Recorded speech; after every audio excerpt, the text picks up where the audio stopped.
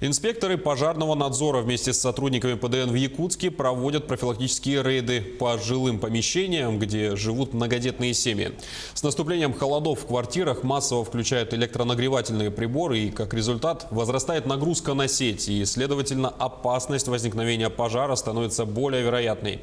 Инспекторы уделяют особое внимание тем, кто проживает в ветхих и аварийных домах, ведь именно там нередко можно встретить старую электропроводку.